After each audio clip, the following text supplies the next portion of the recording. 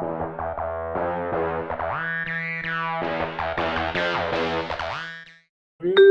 name is Anwar, and now I'm studying in Germany. And yeah, our guest has joined. Welcome, Assalamu alaikum. And I hope you will enjoy today's conversation. Assalamu alaikum. Hi, everyone.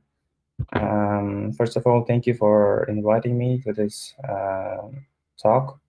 And I'm always happy to share what I know to the younger students,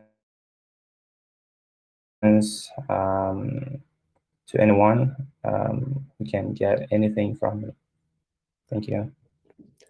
Yeah, thank you so much for accepting our invitation. And I am sure that today's conversation will be very helpful for the students and for the people who are just starting their career.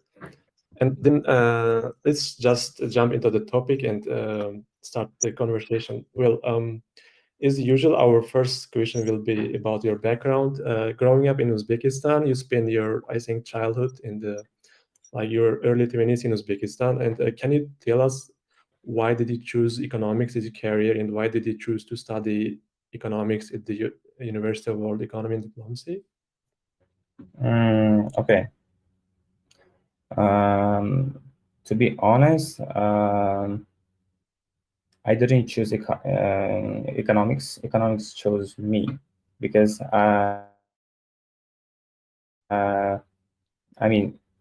because so before entering the University of World Economy and Diplomacy, I was studying math, and I knew nothing about economics, to be honest. And with the math, if you remember, in those old times, with math and English, you could only get into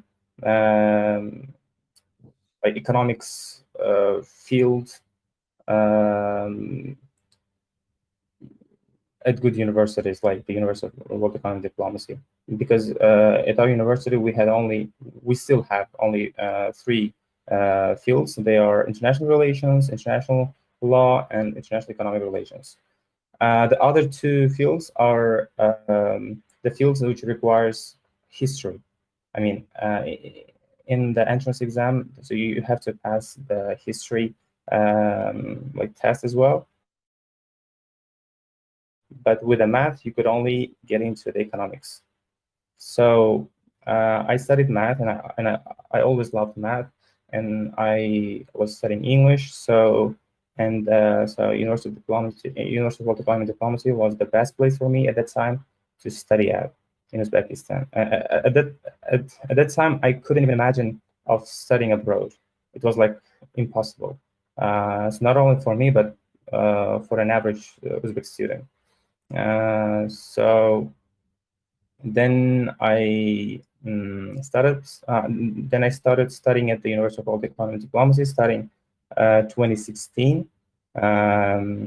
Then I started learning what is economics, what is macroeconomics, international economics. Then I got really interested in the field. So yeah. So this how it started all.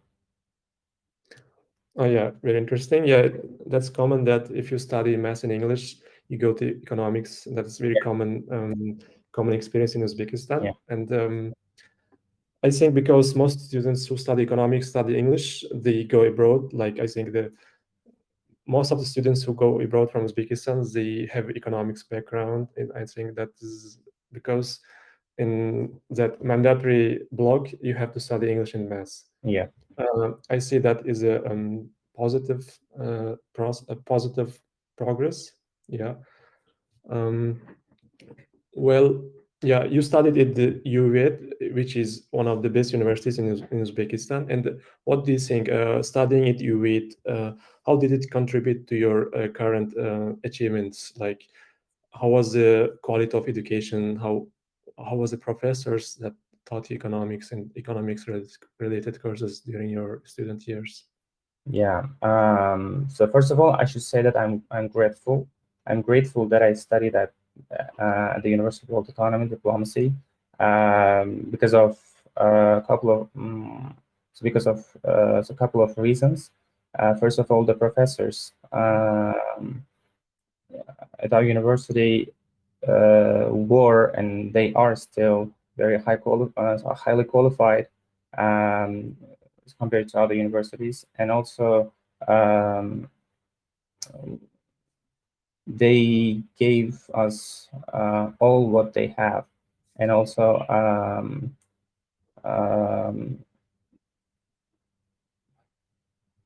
the other students in your class at the university is as good as you. So it means it's very competitive to study there. And first of all, it's very competitive to enter the university.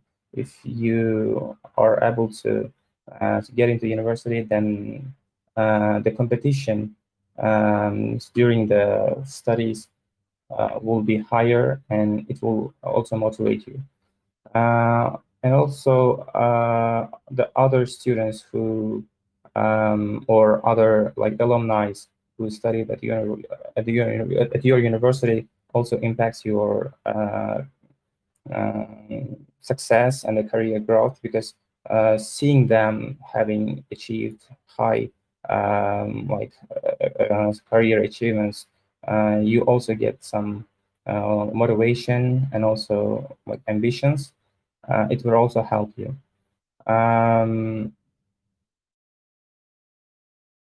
Regarding the quality of education, I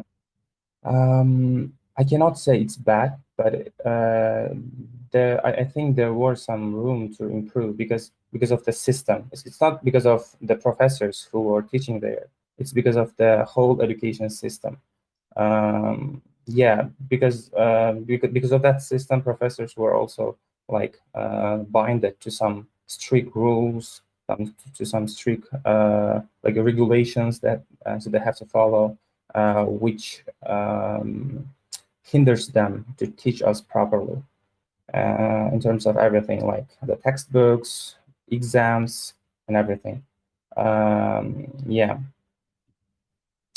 About University of Economy, so I think this is what can I say? So this some what can I add? Uh,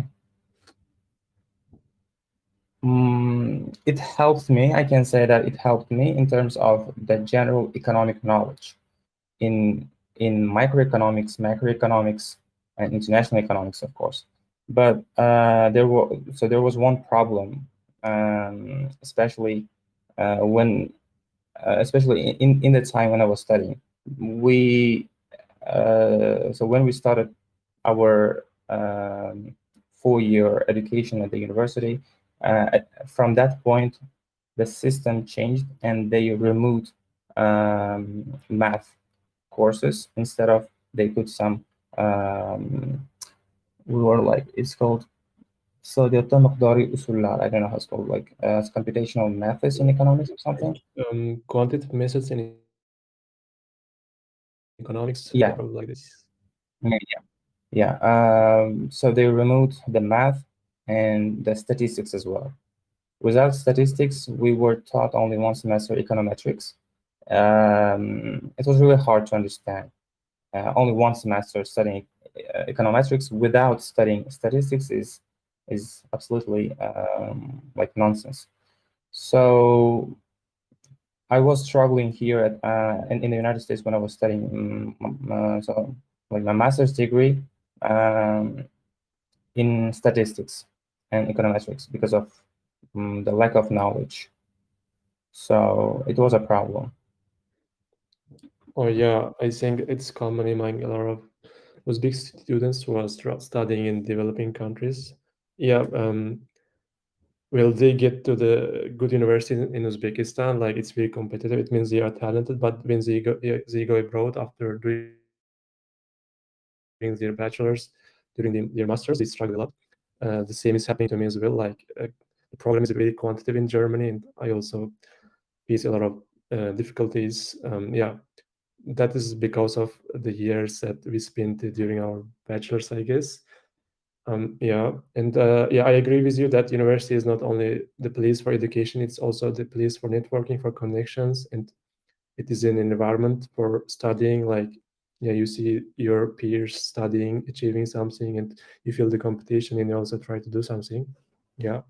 Uh, I also think that um, studying at UWED give you a lot of knowledge and also experience and also a lot of connections. Yeah.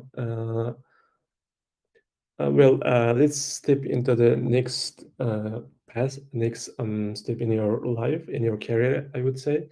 During your bachelor's degree, you also did an exchange semester, right? Um, um, like, can you tell us a bit about your exchange semester? I think it was in Korea, yeah, in South Korea. Yeah, yeah. In 2019, I went to South Korea to Aju University in Suwon for a 1 semester exchange program. Um, yeah, it was like good opportunity for students of the UWED who were studying Korean language as a second language. At UWED, we had an option to choose a second language out of, I think, 16 or 17 languages, and I chose Korean.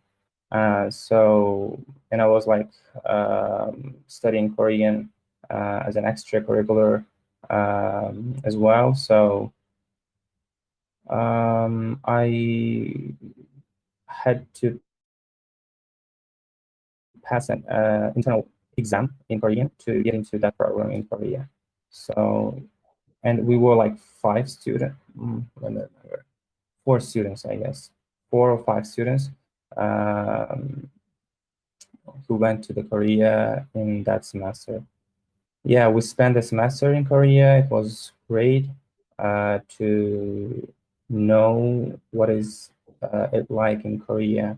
What is the education system in Korea? And I felt like being an international student. At that time, I was really, really like I was curious about it, and I studied economics as well, the macroeconomics in Korea. It helped me also to shape my interest in macroeconomics. Then I had to, I was able to practice my Korean as well. And at that time, I made a decision.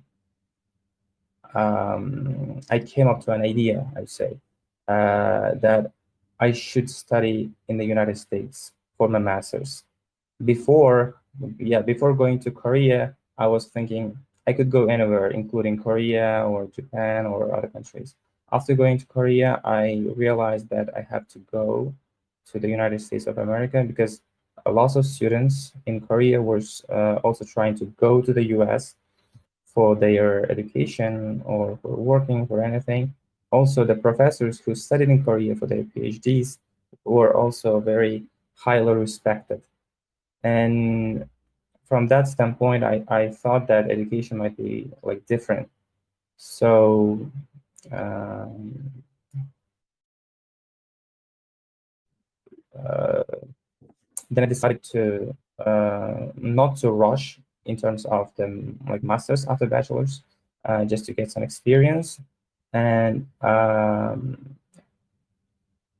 go to the United States for my master's afterwards.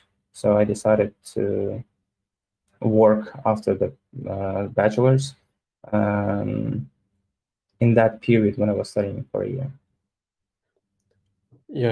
That's very interesting. Yeah, I think doing semester abroad is a crucial milestone in students' bachelor's period, because I think if someone does a semester abroad abroad, like, they have a high chance that they do masters also in abroad.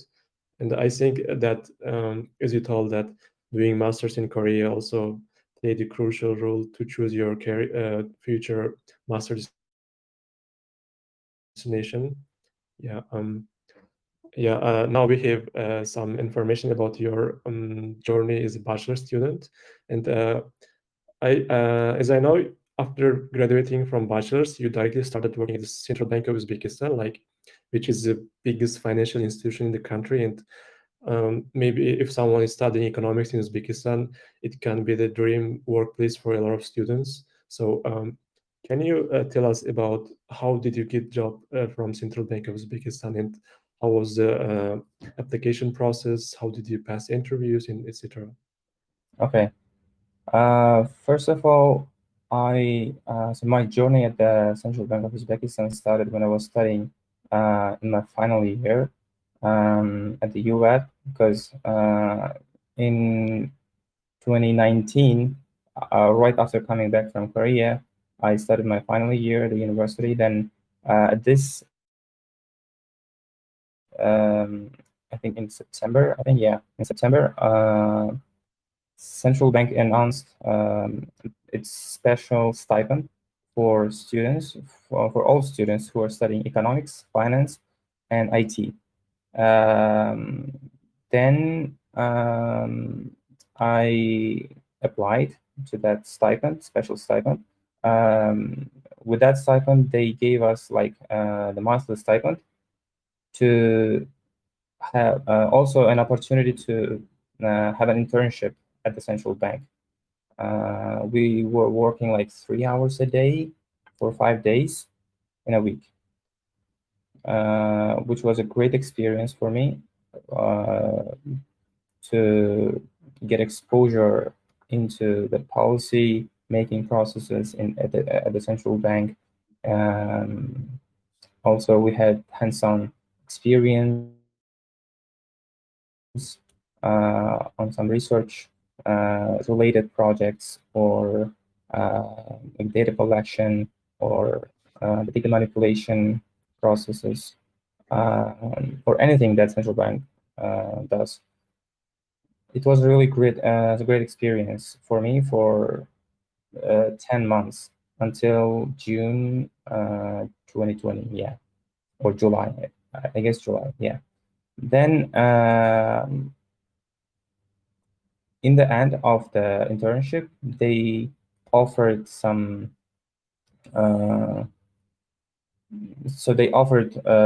some positions to some selected students, or who are doing the internship there.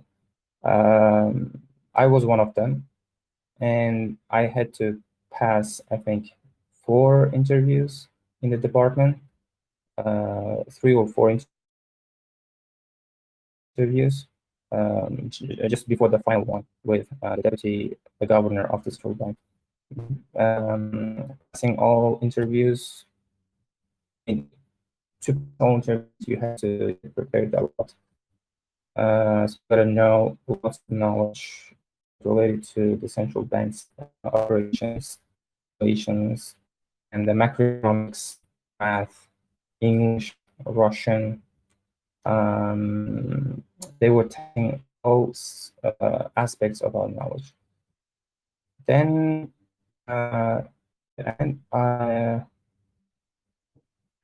so I was chosen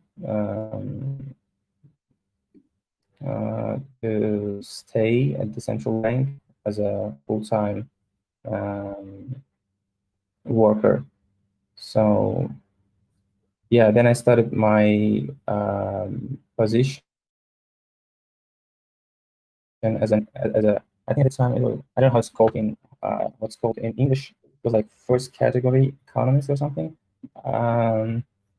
So I started my first position at the central bank as an economist, starting from September 2020, right after finishing my bachelor's. Yeah. Yeah. Okay. So I would say half of the application process was done by getting the special scholarship of the central bank, right? Yeah, Not half, I would say like 70% or 80%. 20%. But Okay. the special stipend, getting that special stipend was also very hard. It was not easy because we had to pass the like computer-based tests in economics. I think the macroeconomics, and English, Russian, um That's it. Yeah, English, Russian, and economics. I think math also, but I'm not sure. And then we had like the panel interview with lots of central bank workers. Some of them were like the department directors, the deputy directors.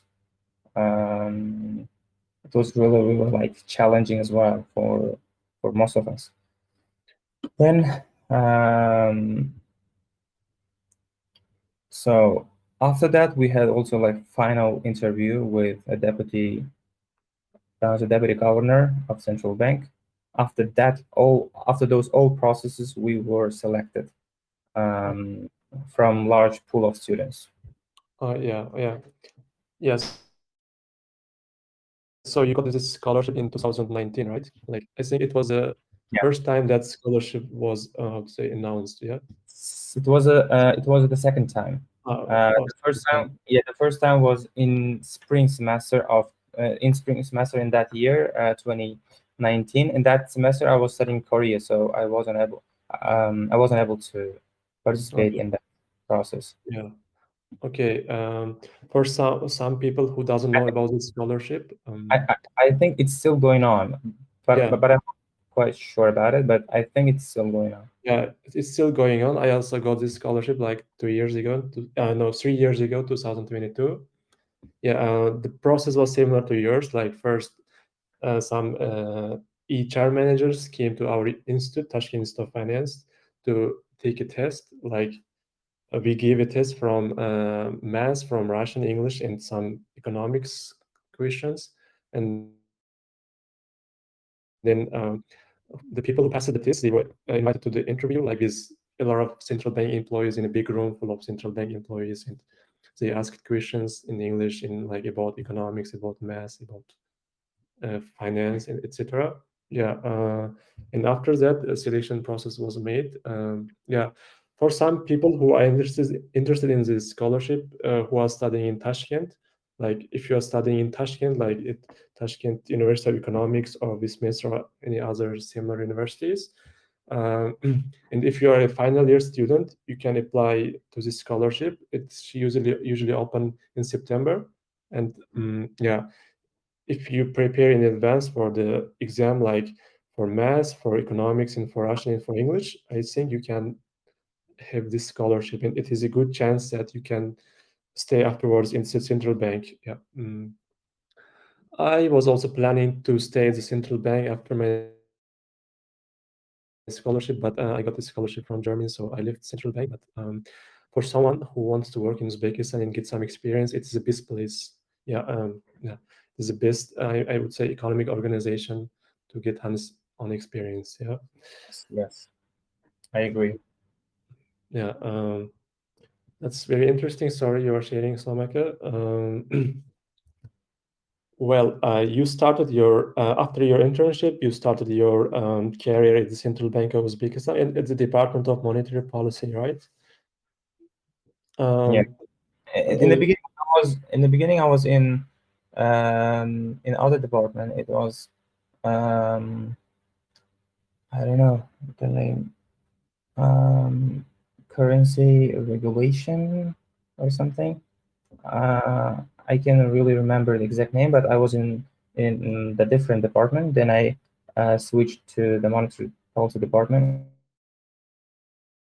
in that half of the journey. So I spent 5 months prior to studying a full-time job at the central bank. Mhm. Okay, yeah, yeah. I think that monetary policy department is the heart of the central bank, from my point of view. Maybe you also agree. And I have like two questions. Why did you choose monetary policy department? Is that because it is the most like how to say most important and crucial part of central bank? And what kind of skills were required to get a job from the monetary policy department? And what kind of skills are needed during your daily work during the department? Okay, the reasons were simple. First of all, I liked the job that they're doing there. I mean, they were, so when I was doing internship there, all other employees were like doing some research. They were working on some their research, small research projects, or they were doing some like analysis, policy analysis in terms of the monetary policy, or the inflation. So I liked their job, first of all. It was very interesting for me to learn what they're doing. And also, I liked the people, I mean, the colleagues in the department. They were all young, energetic, ambitious. Um, the age difference with me and with other colleagues in the department was not that high, and so that I could easily ask something from them. I could learn easily. Uh, so it was so like these were, I think, the most important parts of my decisions to stay in the department. And what kind of skills were required to get a job there? I think, first of all, analytical skills. You should have a good level of analytical skills. And then the quantitative skills like math or other, um, and also the technical skills as well. You should have known at least Excel at a good level. Then language skills, of course, English and Russian, and also Uzbek language were required, because you should. I mean, we so they are still writing, like we were writing some analytical papers in Uzbek, Russian, and English as well. That's why all of those skills were evaluated on a holistic basis. So they look at all of those skills as a whole. So then they chose the people uh, who met their requirements. Yeah. Okay. Then okay. What do you think? For someone who doesn't know any information about what people do at the central bank, like, can you describe your usual work day at the central bank? Like, what did you used to do? Like, what kind of projects you worked on? Okay, so it's been a long time. So let me, so give me a moment to remember. Um, Yeah. so in the monetary policy department, the team on a regular basis, they work on some analytical papers.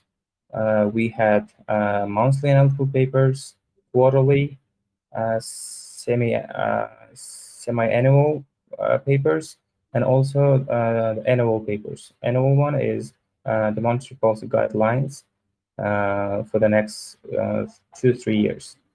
Um,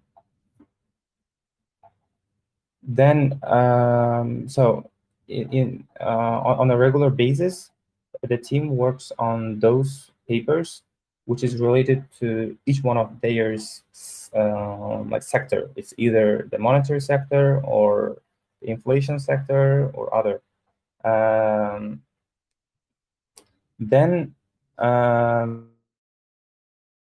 in the meantime, they also work on so like on the side, they work on some other like projects. It might be the projects with other institutions or with other international institutions as well. Like for example, when I was working there, I was in a group. I cannot say that I contributed that much, but I was in a group that we worked with the Bank of Korea on the monetary policy and the credit policy um, instruments. Uh, So also, like on a daily basis, I was analyzing the correspondence accounts of the banks, of all banks in Uzbekistan on a daily basis every day. Then uh, also, I was responsible. I mean, at some point, I was responsible for the real effective exchange, for analyzing the real effective exchange rate.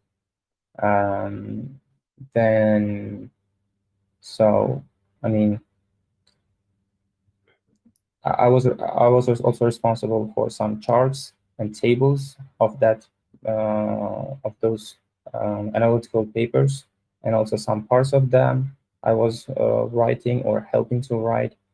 Um, so um, and also, yeah, in general, that's it. From top of mind, I can remember those things, but I'm pretty sure that so there are other the daily jobs that everybody does in the department.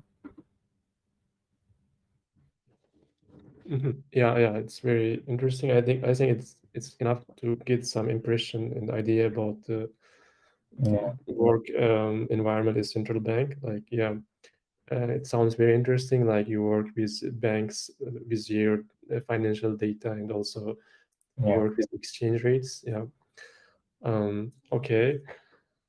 I think at that time you also actively worked with IMF, right? Because Central Bank of Uzbekistan cooperates with IMF, and if you worked with IMF and or with some representatives from IMF, did you know that one day you will be working at IMF in the US, or you never imagined this?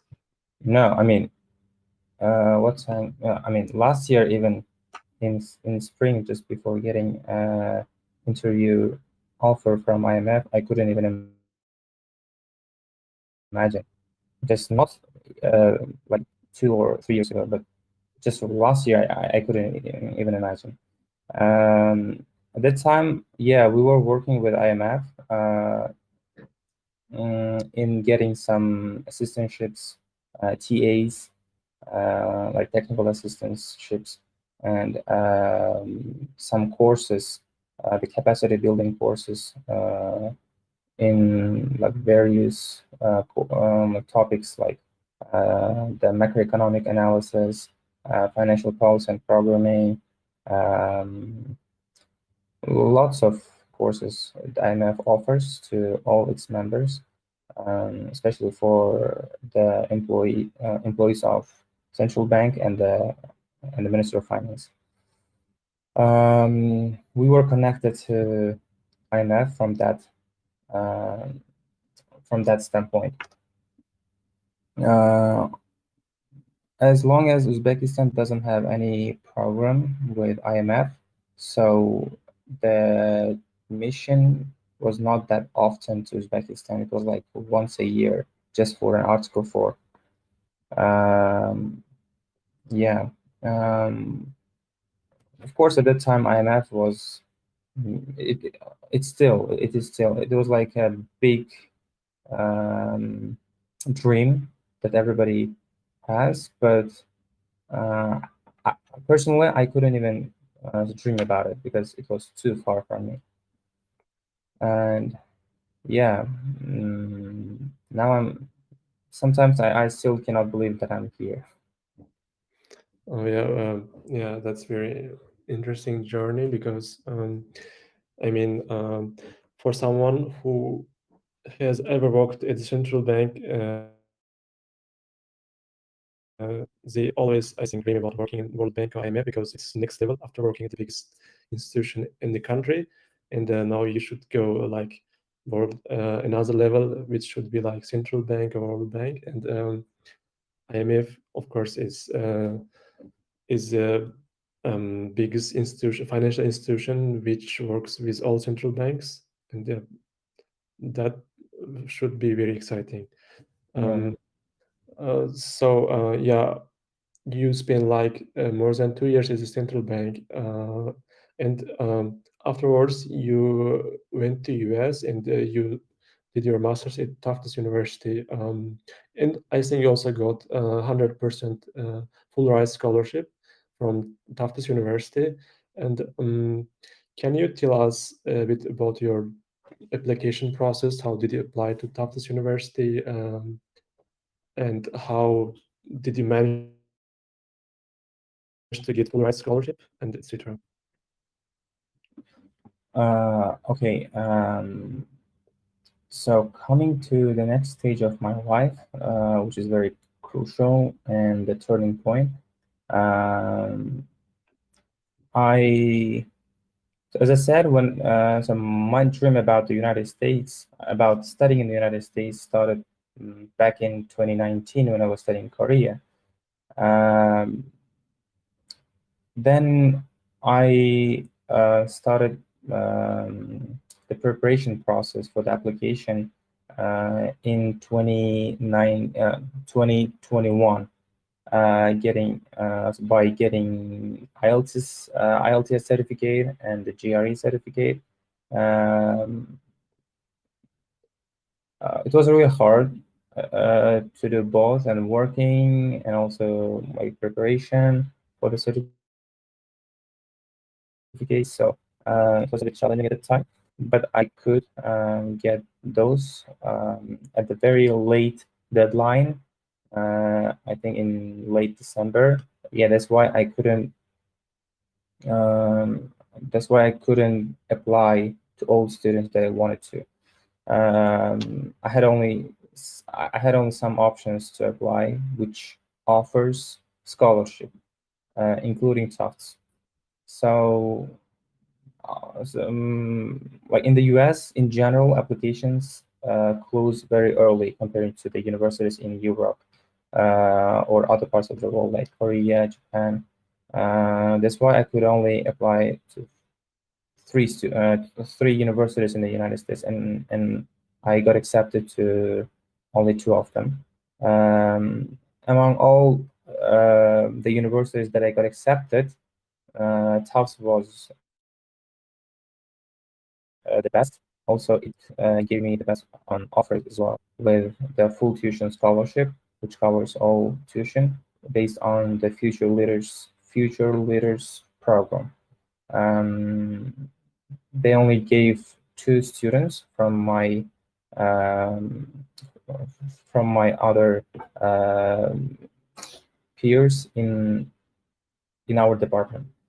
Um, then, so coming to the application process, I so let me remember. So the most important thing is your academic background. You should have a strong academic background, which is the most important thing. Then um, the I think so. In my opinion, the experience that I had at the central bank was also one of the most crucial part of their decision. So why they gave me the scholarship. So also then good level of um, good level of economics and the math preparation. Um, so that they look at your the transcripts that you what you got from math or from let's say, like if you had real analysis courses or um, macro or any type of economics courses or econometrics statistics, and they look at the recommendation letters. These are also very, very important, especially from the ones that you got from your professors. Uh, the academic recommendation letters.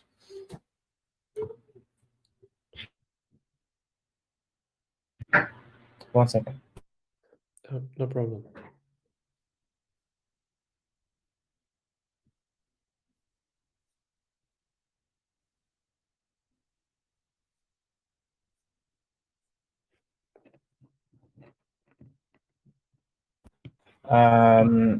Then, uh, so recommendation letters, and also one of the most important things is I mean the how is it called? The essay, the motivation letter or something. Uh, Yeah, so Personal statement. Yeah. I was trying to remember this word. Yeah, personal statement is important, which aligns to your interest, your goals, why you chose Tufts, why Tufts should choose you, and who are you, or like what are you. Uh, so uh, this is also the most important thing as well in the application. These are, I think, the processes that you have to take care of, and you have to look into. You have to take into consideration. okay, so you say that first of all, it is your GPA and your transcripts. If you studied some quantitative subjects like math, statistics, etc. GPA is important, but they most probably look at your math or math related and econ related courses, most Uh-huh. probably. As in our curriculum, we have lots of other stuff, so they don't really care about other stuff. Not they don't, but they less care about other stuff. Mm-hmm. Yeah. Yeah. Yeah, I think it's quite common among universities, especially for econ programs. Like if you want to go to econ master program, like they look at your subjects. Like if you studied macro and statistics, maths, it is almost the same in Germany as well. Yeah, and so the subjects you studied is important, and apart from this, the essay and the recommendation letters, and what about your GRE score and also your background? I think you got a high score from GRE, and I also know that you also tutored GRE lessons. And what was your role in getting the scholarship, your GRE score, and your experience at the central bank? Okay. I already mentioned about my experience at the central bank. It's very important. It was really important. It is still important, and it was very important when I was applying to the master's program. But the GRE scores and IELTS scores, it's very hard. So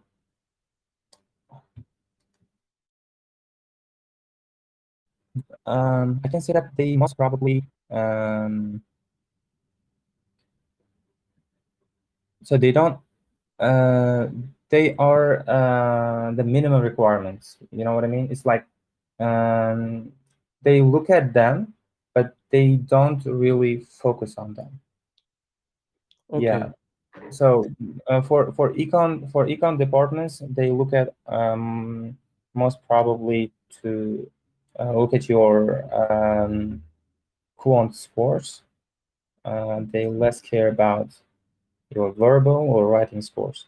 But it doesn't mean you have to uh, take only one quant section and get zero from verbal and writing. It's a big red flag. So you don't have to do that. You have to do your best in other sections as well, but they most probably care about your scores from quants section. But it's also not the the major part of their decision in selecting students for the scholarship. It's not the major thing. Um, from students or from applicants standpoint, it's GRE. How can I say? Creates problem you more than helping you. You know what I mean? It's like it's not that hard. It's not that hard to get high score, but uh, like incremental knowledge is not high, but incremental point um, like decides a lot.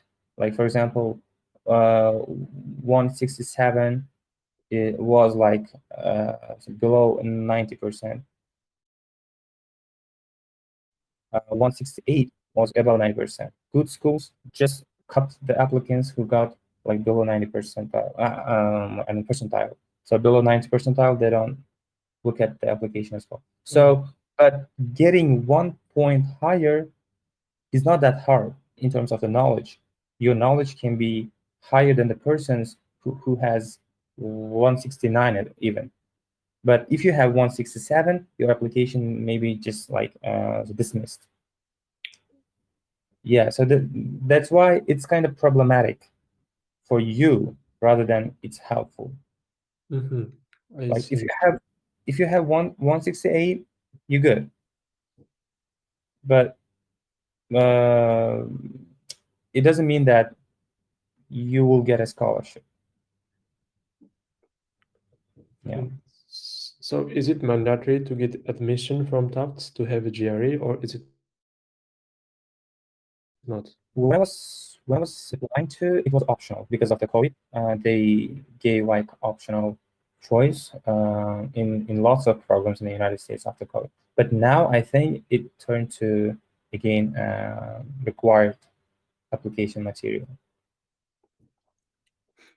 Okay, yeah, I see. Well, yeah, that's interesting, and I think also helpful for those who want to study in US, Yeah. also especially at Tufts University. I Thank mean, you uh, for for, yeah. for, sorry, for GRE tests, you have to get prepared because, as I said, if you get lower 90% percentile, 90 percentile, you you most probably cannot get into the Ivy League, let's say Ivy League universities or top schools in your field. It's very hard, but at the same time, it's not the most important thing. You don't have to focus only on this. Even if you have the highest score, I mean the perfect score, you may not be able to even get into the program. Oh, Not with scholarship, just getting acceptance letter may not be possible with only one perfect score of GRE. If you don't have um, other skills or other parts of the application. yeah, yeah, I got it, and I think it's also clear for other listeners. Yeah.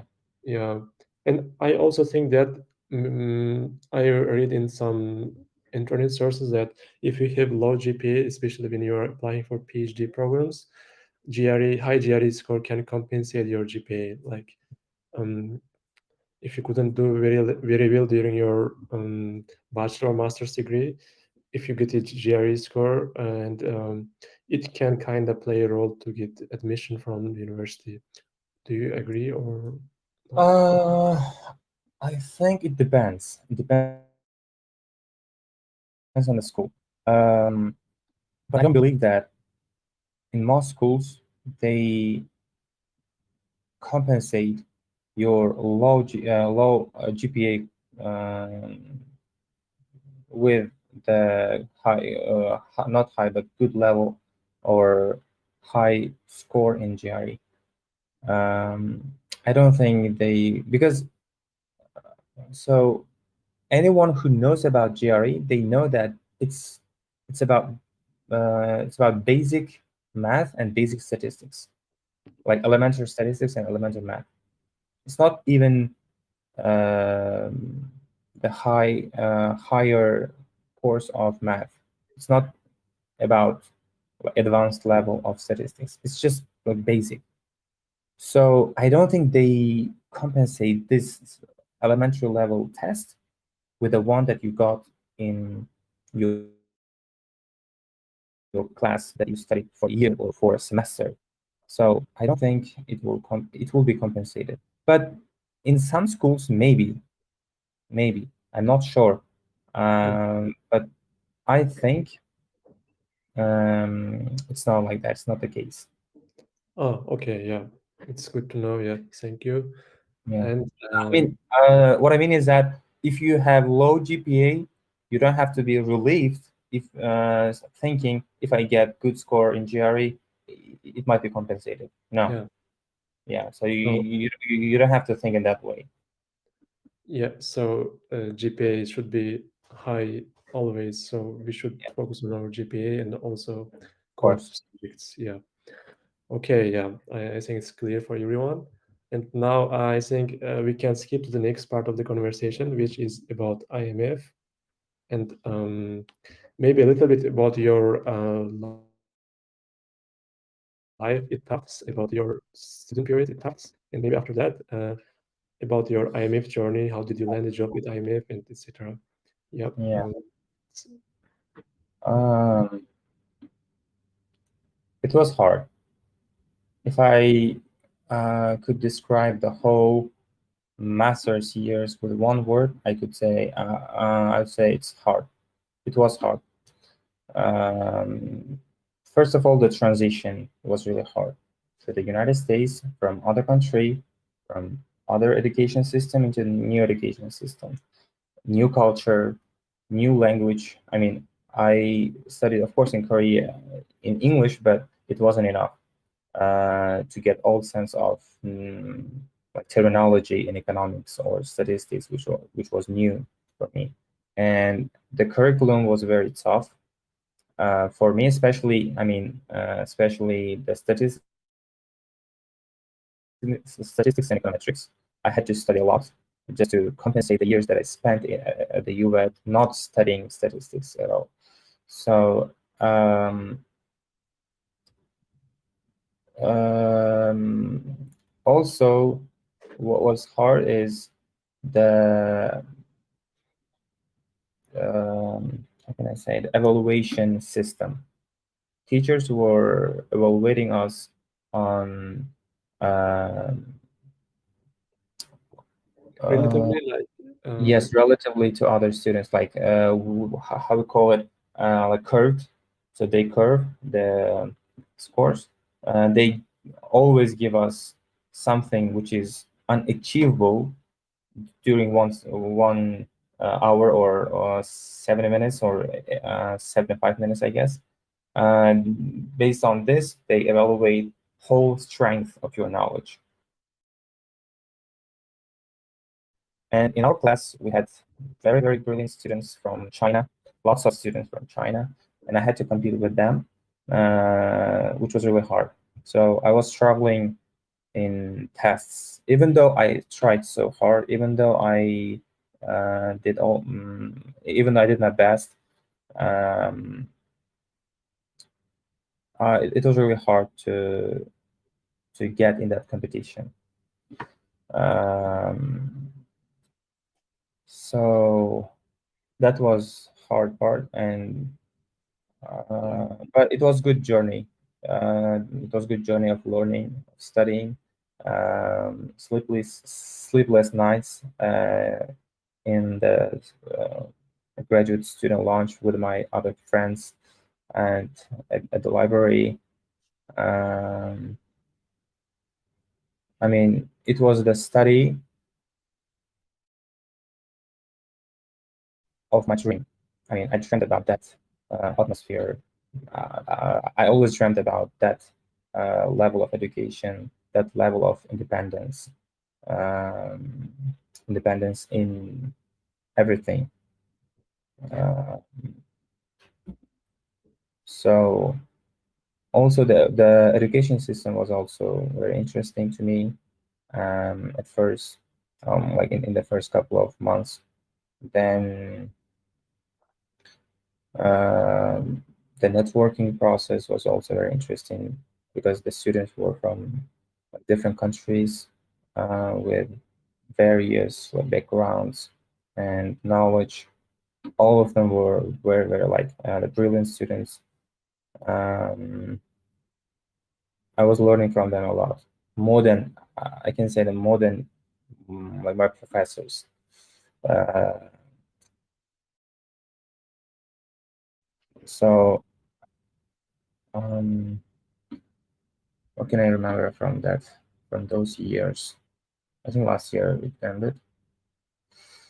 So Maybe did you do any internships or part-time jobs during your master's year? No. no, I couldn't do it because um, in the United States, being an international student, it's really hard to get a job. It's really hard to get an internship position as well, because they require, in most cases, they require proper visa, and they look into so they look for some students without any legal problems, or in the future, like potential legal problems. Because being a student, you after the program, you can only work for 2 years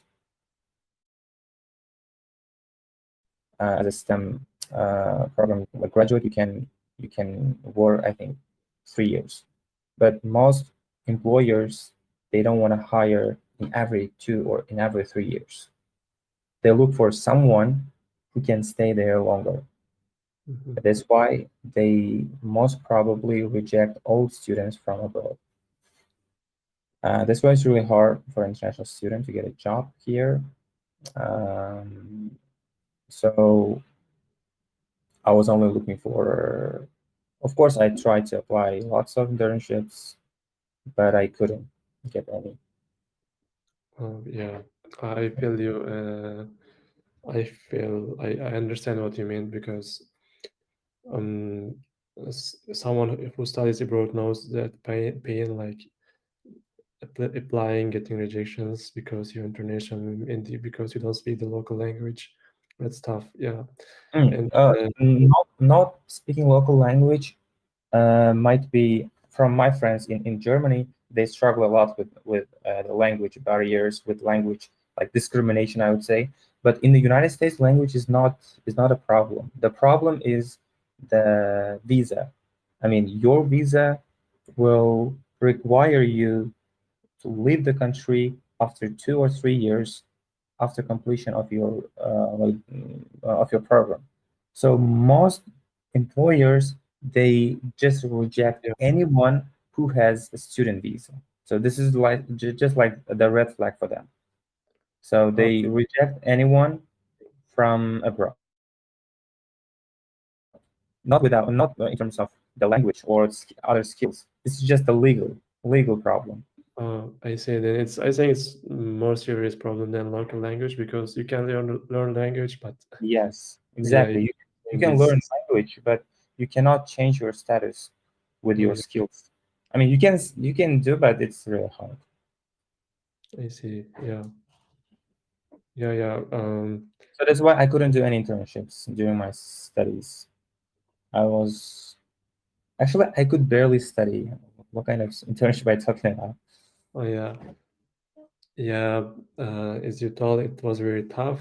You could Yeah. only focus on your studies, and I think you didn't have to work because you got full ride scholarship, which Uh, covered your yeah, expenses. just to make it clear, I didn't get stipend from my Uh, program.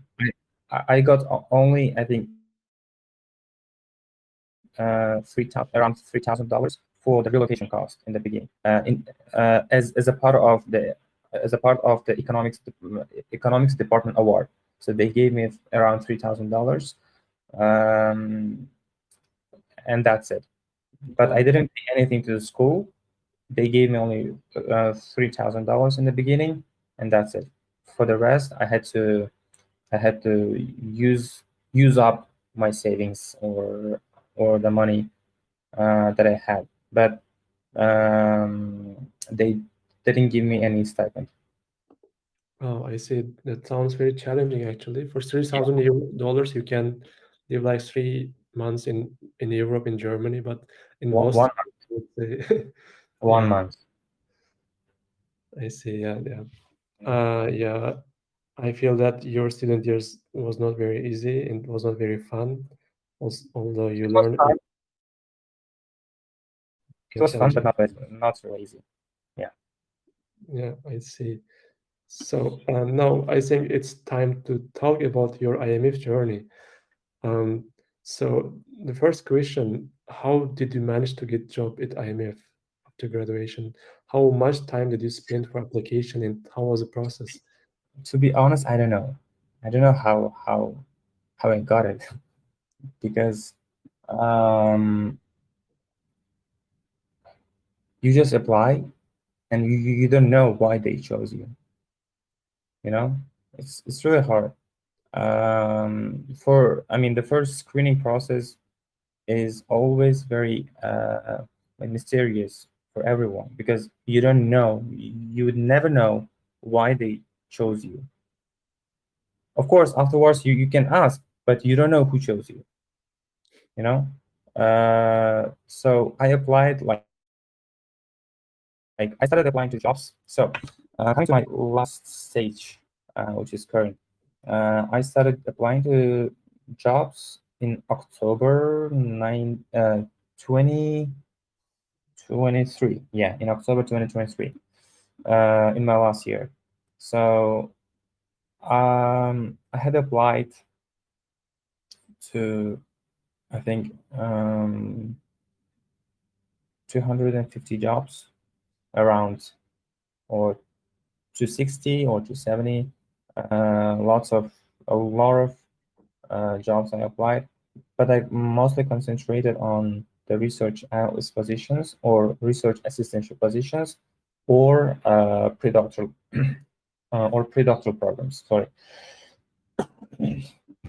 predoctoral programs, because I want to do PhD afterwards, so it's going to be like preparation for that. Then I got rejected, all of them except IMF. And I got an email from IMF last year in May. Yeah, in May. They it was like, hey, Islam, Islam, do you want to? Sorry, sorry.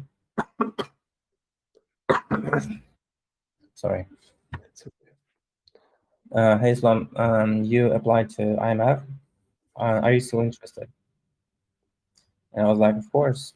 And we can do interview at any time you want. And I told them I'm also available at any time you want. So we had an interview, a panel interview with uh, 6 people, I guess, 5 or 6. Two of them were economists. One of them was a senior research officer. One of them was HR manager, and one of them was some kind of I think HR or the research related personnel. And it was very hard interview, challenging, because they tested my knowledge in macroeconomics, my math knowledge. They tested my knowledge in, so as I said, macro math. Yeah. Then they tested my knowledge about the world economy in general, my overall economic outlook. Then they asked questions about past experiences from my master's degree, then my experience at the central bank. Then they asked lots of questions about my technical skills, because in my resume I had put some application packages that I know, Stata, Python, Excel, etc., etc., etc. So they asked these, some questions, like testing, do I really know those application packages? Then they tested my interpersonal skills. The communication skills. And they also gave me a stress test. like a scenario test. Then, of course, in the beginning, they asked me who I am, what I'm here for, or what I'm going to do next, etc., etc. I mean, I had the general questions about me, just before going into the specific economics-related questions. Then they asked questions about the research. How do I do research? Where do I get the data? So they gave me a question. So you need to do research in this, and how would you do? And I explained them how would I get data from, where I get all the data from, and how I clean them, how I manipulate them, how I prepare them for the research, and what kind of model I use for the research for the outcome. Then what kind of tool I use for the model, for analyzing the model. Then in general, how I present them. So from the beginning to the end, I explain them how would I do if they give me such task. It was the final question, and that's it. So it lasts like 1.5 hours, I guess, more or less 1.5 hours. Yeah, but it drains all of my energy. So then in 2 days after that interview, I got a data task. I completed the data task in 1 hour. I mean, I should have completed that in 1 hour. Then after those 2 steps, I waited for 2 weeks. They sent me an email. You have passed all those tests successfully. Congratulations. Now you have the final step, the informal chat with the mission chief of the team that you will be working with. So then it was like 8 to 10 minutes interview, like small interview with the mission chief that I'm assigned to.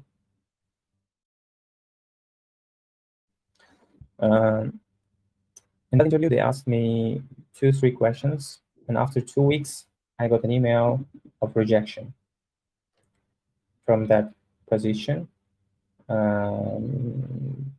So then I asked why I got rejection. Can you please explain me what happened? What can I improve? Then they told me that you were doing great in the first panel interview and the task. So you were a top candidate. So we gave your resume to other departments as well. If they have some openings, and they might reach out to you in the future. But I lost my, and they explained me what mistake I did in the final interview process. Then I got prepared, correcting those problems, and after a week, I guess, or two, I got another email saying we have another position in that other division. If you are interested, the mission chief wants to meet you as a final stage of the interview. Then, of course, I accepted that, and it happened. In that second try, I could answer all questions without any problem, correcting all the problems that I had in the first final interview. Then after 2 hours, I got a call from IMF saying, so they told me that I got accepted as a research analyst to IMF. Yeah, it was very like emotional. It was challenging, hard. Yeah, I think that emotions I would remember all of my life in the future as well, because it was my first job in the United States. It was like, also it was it couldn't be better. I mean, I mean, if I was accepted at the time to all the jobs that I applied to, I would choose IMF. So it was the best. So then I tried to. So then I started like the transition process, the documentation process, and everything. And for almost a year, I've been working here as a research analyst in the African department in the C1 division, which includes 5 countries: Nigeria, Niger, Chad, Southern and Principe, and Cameroon. I'm a research analyst for 2 of them, Cameroon and Southern and Principe.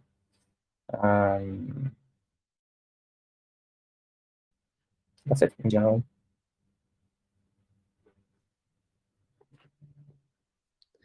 Yes, it sounds that you had a really challenging journey, but to have a job in the United States in the your first job is at IMF. That's should be very exciting.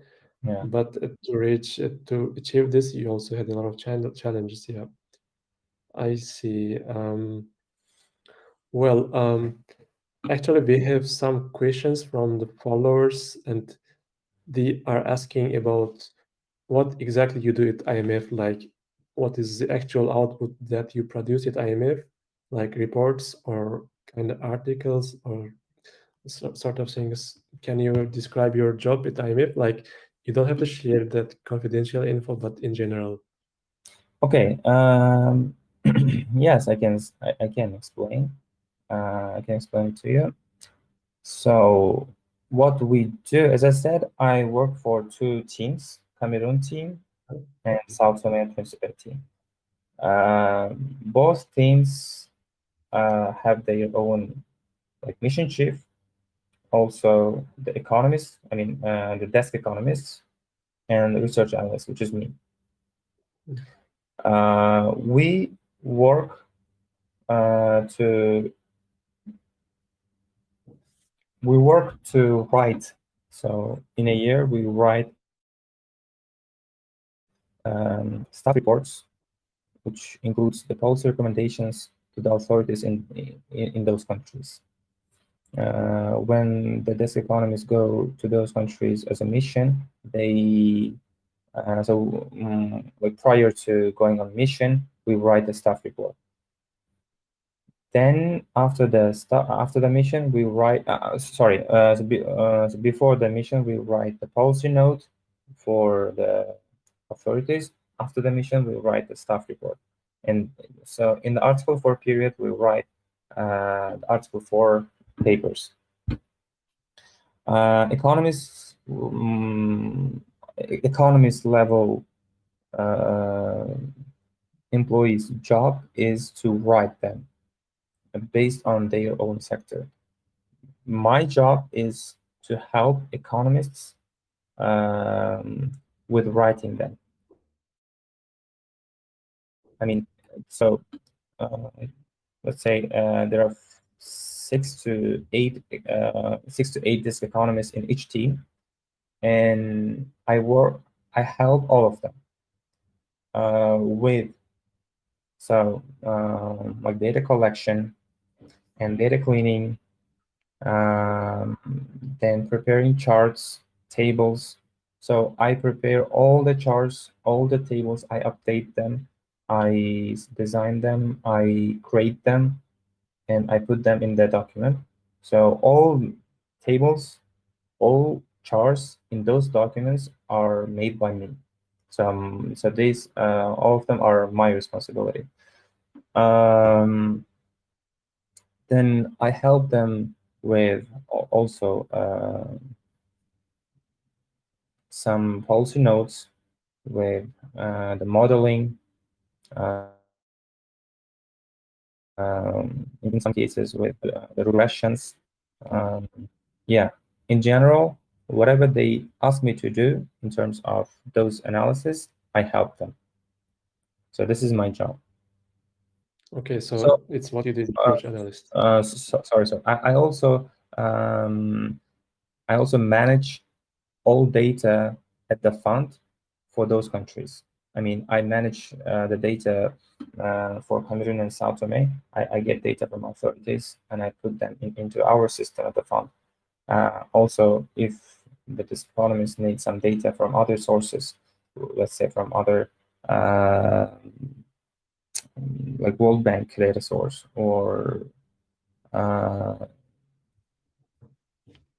some like Bloomberg or Haver, I have an access to all of those, and they ask me what data they need,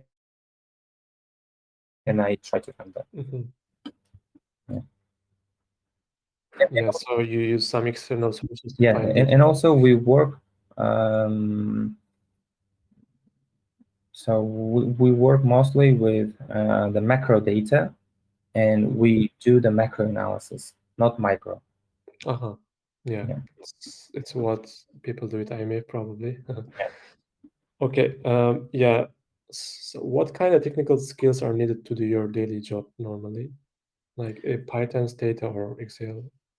So I use Python and Excel Uh-huh. Okay. because Python is enough for most of your job. Yeah, the like statistical packages of Python like NumPy, Pandas, etc. Yeah. Okay. Um, then yeah. Okay, you spoke about your job, and apart from this, for those who don't know about IMF, like, can you tell us about IMF? What do they do at IMF? Sorry, Like, I couldn't hear the beginning of your question because of the connection. oh, yeah, yeah, sorry for this. Yeah, I mean, maybe some people in the chat doesn't know about IMF. Can you tell us generally about IMF? Yeah, What does it do at IMF and etc.? yeah. The abbreviation IMF stands for International Monetary Fund. Yeah. In Uzbek, uh, Xalqaro Xalqaro valyuta Valyuta Jamg'armasi. Okay, Xalqaro Valyuta Fondi. Okay, whatever. IMF is the biggest international institution in the world, uh, whose main objectives are policy making or policy recommendations. Then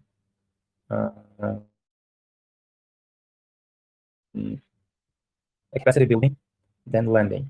We have three main objectives. The first is policy recommendations. The second one is capacity building, and the third one is lending. We also may lend some money uh, to the countries who need them uh, on on a policy requirement basis. Uh, IMF requires those countries to achieve some macroeconomic indicators or to achieve some indicators or uh, some like targets, then they disperse some part of that loan. So this is the third element that we do, because World Bank is mostly work with this job. I mean, with lending. Our main job is macroeconomic policy recommendations. Yeah, I Yeah, see. So IMF gives some money to countries who are in trouble only yeah, if they change their policy. Yeah, I know some story from Uzbekistan, like in the beginning of independence, like IMF asked to do something in Uzbekistan, but the president didn't agree and they left the country and there was a monetary crisis. Yeah, some people, if you're interested, you can read about this, like IMF Uzbekistan situation in like 1995, I guess. yeah. Yeah. Okay. We recommend the countries. So we first of all analyze the country, because we have all the data not only for one country, because we have data for all countries who are the members. By the way, I think only 3 or 5 countries in the world are not members of IMF. All the rest countries are all of the rest countries in the world are considered to be the IMF member countries. So we have all data and we have all the past experiences from those countries as well. So um, so also countries also do need so those policy recommendations from IMF based on the information they have. Yeah, I see. Yeah, I think we have some time left till finish the conversation, so maybe I will ask some short questions, and next we will give the turn to our listeners. Maybe if they have some questions, they can ask. But first, let me ask three questions, maybe. Yeah. Okay. First of all, can you tell us a bit about the environment in IMF? Because I saw in one of your posts that Kristalina Georgieva, the managing director of IMF, met with your family. Like she was there, your wife and your baby, and that was really heartwarming and very exciting. Yeah. Oh Is it yeah. like kind of usual what usual day like looks like at IMF, or is it kind of No, special no, no, occasion? no, no. It was very. I mean, exactly that post that you're talking about is completely random. It was like so my family visited to IMF to my workplace because we have family IMF Family Association. My wife joins that association, and they had an event in that day, and I was trying to show them around in the hallway. All of a sudden, um, the managing director, she was passing by, and she saw my son and approached us, just agreed with him. It was like a sudden and unexpected situation. Then my wife took a picture of us. It was really cute. Um, so talking about the atmosphere, I mean, the working conditions at the IMF, it's really good. I mean, I would say it's, um, I think, the best condition for economists in the United States. In uh, I mean, the perks, the benefits, salary, combining all of those, I think it's the best place. It's like a heaven for economists because of all of those. Um, so Okay. considering the short time that we have right now, um, I, I cannot tell all of those, but Yeah. the most part are we have policy. I mean, the research sessions every day. Every day, some institutions come or some professors come and give a lecture about their research. Every day we have some kind of session or presentation or talk or something. You can choose whatever you want and you can participate in there. Also, we have a hybrid system of working. We work 3 days from the office and 2 days from home. Yeah. And salaries are very competitive in the market.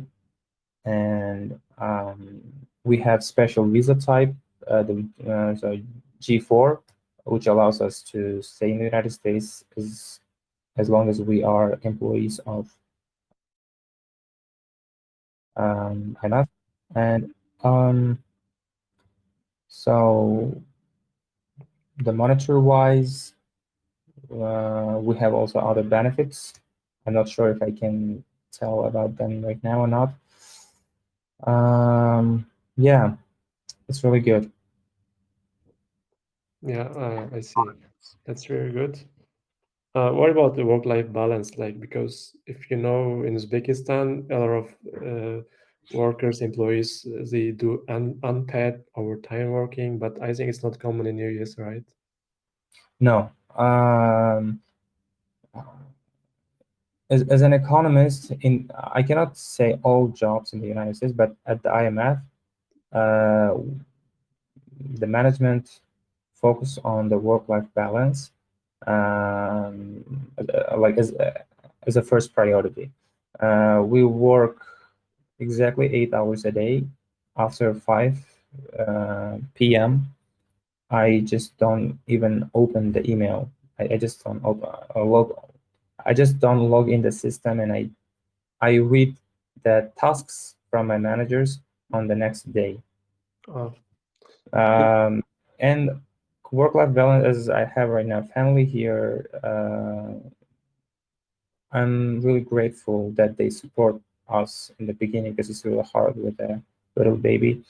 As I said, we work only 3 days in a week from office, so 2 days from home, and also we have uh, 25, I guess, or so 20 days of teleworking in a year.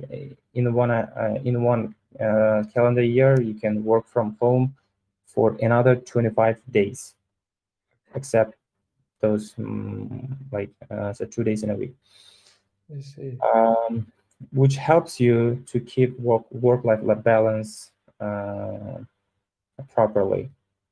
Which must be very different from Central Bank of Uzbekistan, right? Yes, of course, of course. I mean, not only central bank, but in all places in Uzbekistan are quite similar. Yeah, I think it's quite common among developing economies. Yeah, it's quite common even in the United States. In most places in the private sector, they require you work a lot as well. Uh-huh. Yeah. Yeah. Okay. Well, my final question would be, what's your advice for those who want to work in a big international organization as an economist or at any kind of place as an economist, or for those who want to do their masters in United States, or for those Okay. who are First learning of all, economics? What's your position? okay. First of all, I'm not an economist right now. I'm just a research analyst who helps the economist level people. But I know somehow what the economists should have, what skills they should have. The first thing in the United States, in general, to be an economist, you should have a PhD degree in economics or statistics or finance. You should have a PhD degree just to be considered a good economist. Not a good, but like a decent economist. Um, so the educational degree is the first important thing. Important. Then, of course, the technical skills. These are also important. Then some like um, personal qualities like persistence and resilience. Persistence and resilience should be always the most important because um, so like based on my experience, if I didn't have any resilience, I couldn't I couldn't find a job here because if you get rejection from a couple of jobs and you stop applying to, then you might not get a proper position further. So, and also, as I said, persistence. You have to work on yourself persistently, every time, all the time. Then,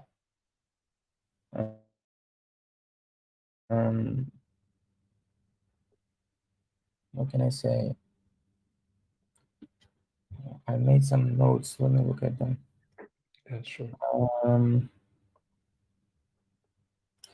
oh yeah. Of course, talking about the skills, you have to get like a good level of language skills as well. And the most important thing, so one of the most important things is internships or any kind of um, experience, like past experience. You should try. So if you are a student right now, just try to get some internship or experience somewhere related to your sphere. Um, this is also important. And try to apply to lots of jobs, aligning to your interest, your goals. your ambitions, because in general, on average, I learned that you will be selected to the place which suits you the best. Because if you apply only the jobs that suits you always, you will be selected for sure. The reason why you are not selected might not be you. You know what I mean? It's like it might be some other factors, other external factors. So you should also, you should always keep applying to jobs, looking for some opportunities. Also, don't be scared to reach out to the person, to the people who are working there, and build a networking connections. It's also important. You can write them emails, or if you have their like any other contact numbers, just like text them, write them. If you see them in person somewhere else, just approach them and ask questions, just to build some connections, because networking is important as well. Yeah, great points, I guess. Yeah. Okay. Yes, thank you very much. And I think now we can give the microphone to our listeners. Maybe if some questions, can you take a little bit time, like Yeah, of two? course, of course, of course. So now time is, yeah, I have time. Yeah. Okay, thanks. And yeah, if someone has a question, please raise your hand and we can open the microphone and you can ask.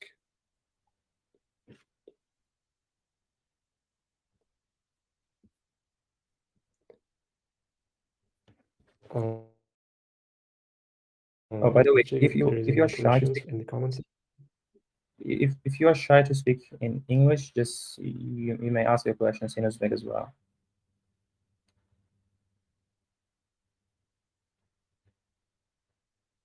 Yeah, yeah. Feel free to speak in Uzbek if you want.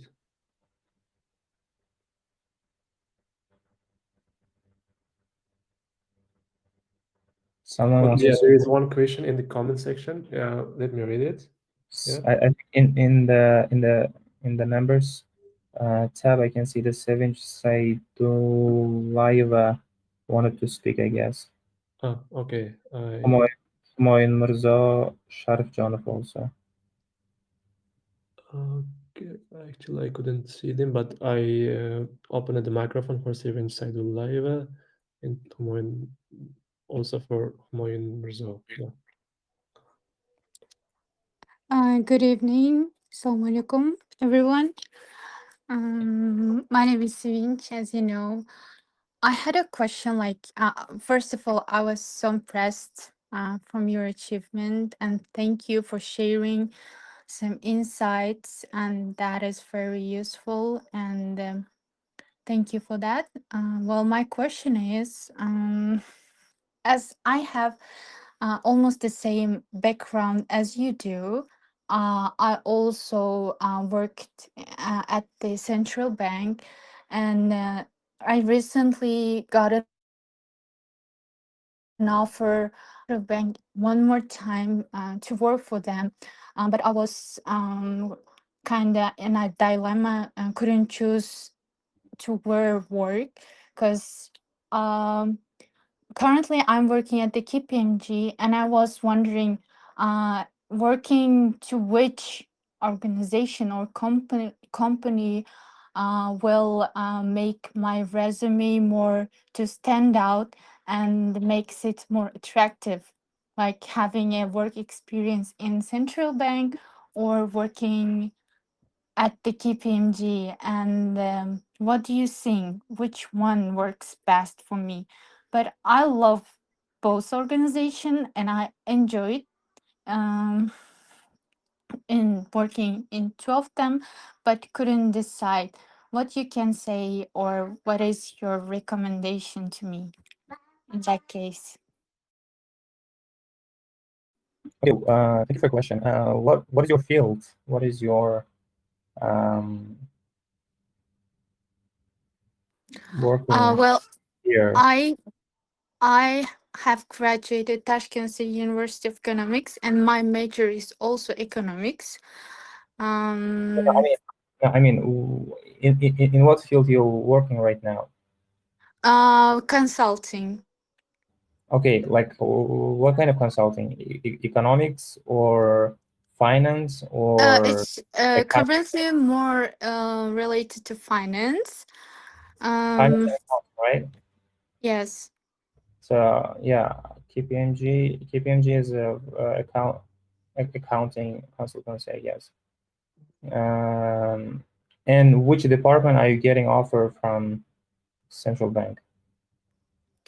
And they offered several departments, but what I like the most is administrative department and денежно-кредитная. Sorry. Oh, okay. Okay. Yes.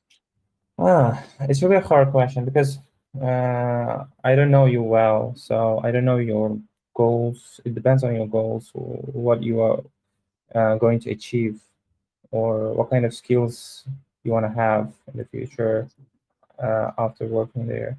So, and I've never worked at the KPMG, so for me, it's really hard to answer this question to whether to choose central bank or KPMG. I don't know.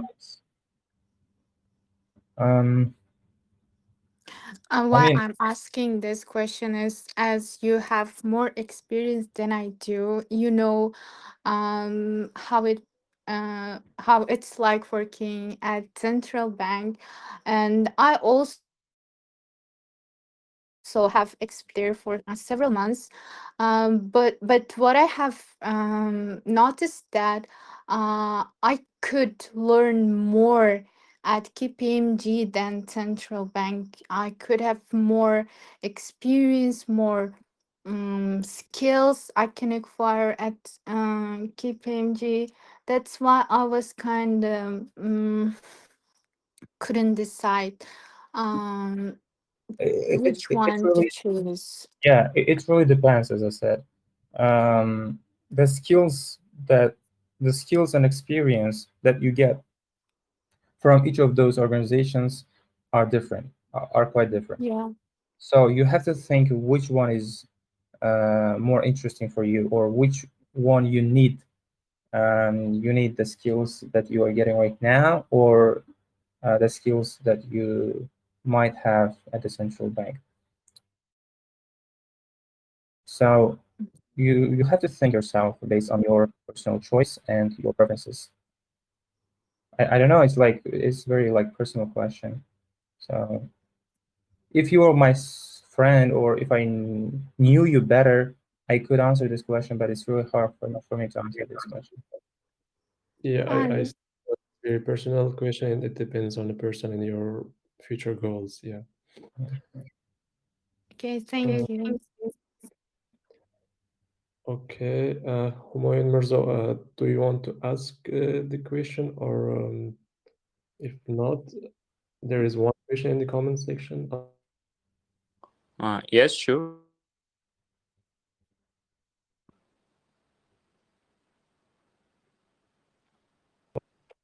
We can't hear you.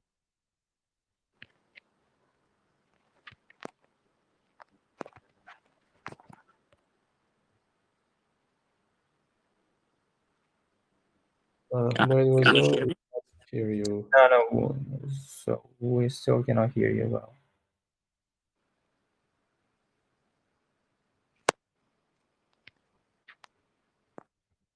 I think there's some connections with Moin Mirza's side, and we have also two more people here, Beck, and I guess someone live. Makes me live for someone interested. Okay, let's take two or three questions, then we can wrap it up.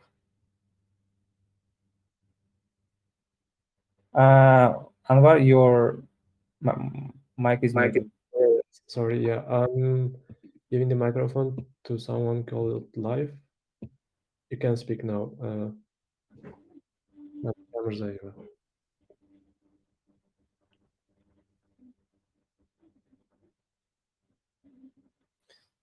I think Malika Murzaeva and Beck. Yeah, Beck wanted to speak first. Let's ask Beck to ask question.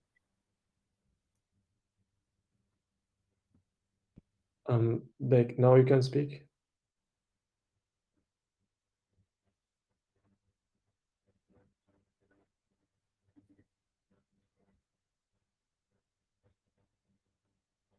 Oh, Okay, we mute him for some time because he cannot speak, I think. But we have one question in the comment section. okay. Can you ask a question from the comments? Yeah, it's just Yeah, please. Uh, there is one question from Diliara. She says, you mentioned that it's hard to land a job as an international student in the US, but how is the research opportunities at the academia? Are there any assistant positions, and how challenging is it to get them while studying? 1 second. Mm,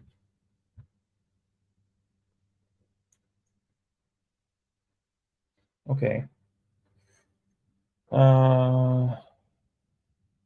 So you mentioned that it's hard to land a job as an international student in higher research and academia. Are there any assistant positions? How challenging is it to get them? It's really hard. So in the United States, research assistantship positions or any pre-doc programs at the universities are very, very competitive because they are right now only means to get into the PhD programs. So getting our like pre-doc offers is as competitive as getting into the PhD programs. Um, and the research, you asked about the research opportunities. Yeah, research in academia. If you are interested in academia, yeah, you should try definitely, but it's not easy. Yeah. Yeah, it's clear. As someone who applied to hundreds of such kind of programs, I can say it's pretty challenging. Okay, yeah, it's clear. And Big wants to speak right now. Okay.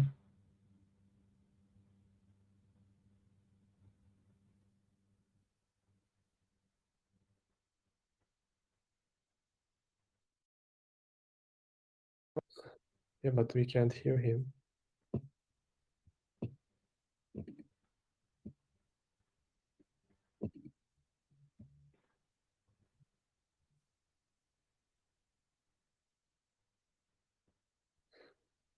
Okay, I think he has a problem with his internet or something. Yeah.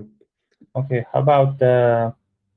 I think someone is that Malika Mirzaeva wanted to. Yeah, Malika Mirzaeva wanted to ask a question. Yes, hello. Hi, guys. Good evening. Hello, Mr.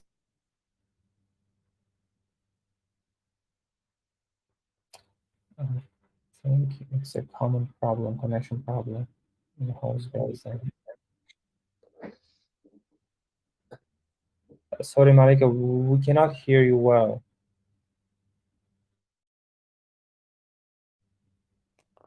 Can you turn your mic off and on again? Okay, she's gone. Okay.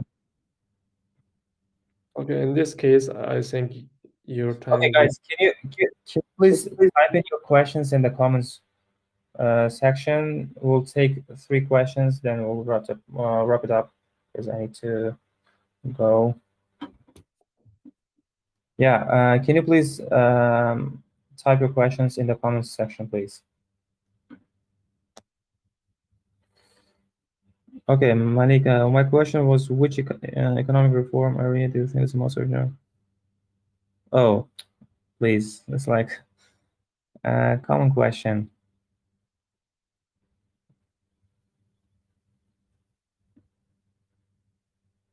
Okay, Diliara, you mentioned.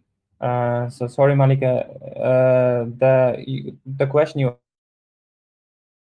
asked is right now off topic. So let's focus on my experience because so based on the talk, because you are asking the general economic related question about Uzbekistan.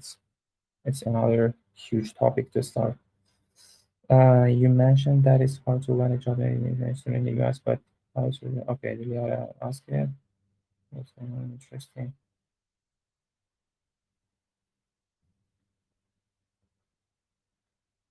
So DR, I cooked, I guess, because I got C plus from econ during my freshman. DR big. For your comment, you can still do better, getting some other courses and do better and get A or better grades. They don't look at only one econ course. They look at all of your courses and on average.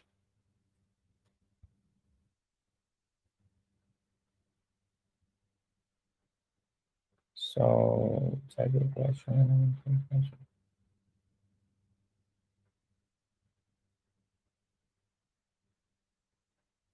Rahmanov. You're asking very interesting questions. Ask about what is actual output that he produced. Okay, I answered this question. What is the total compensation structure? I'm saying again, compensation structure, not amount. Mr. Rahmanov, what do you mean by compensation structure? Can you please clarify?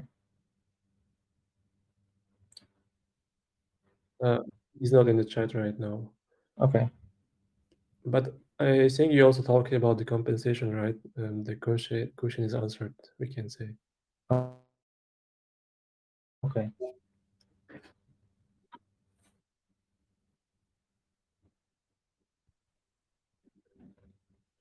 Okay, let's take the last question from Beck. Then we can wrap up this moment.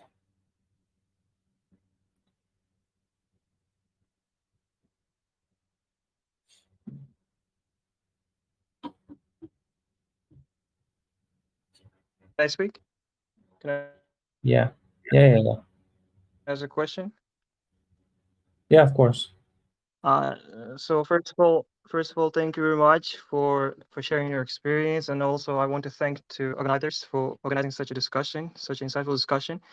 Actually, I joined a bit late, so I might have missed some parts of the discussion. So if my question overlaps with what was already covered, so we're sorry in advance. So actually, I just wanted to know.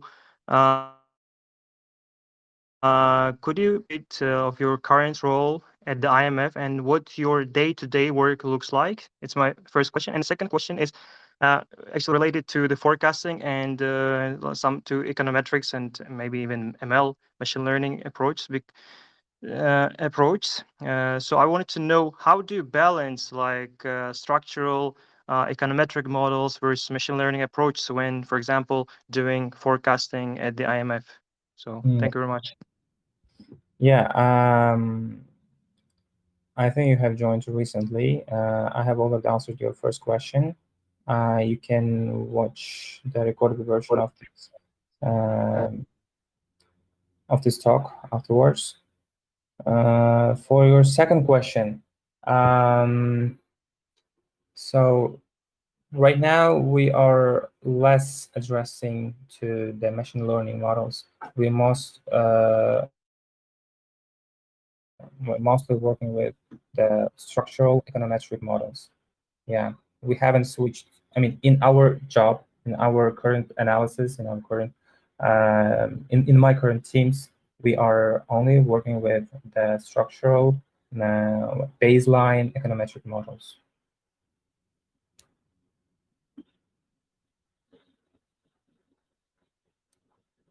Okay, I hope I could answer your question.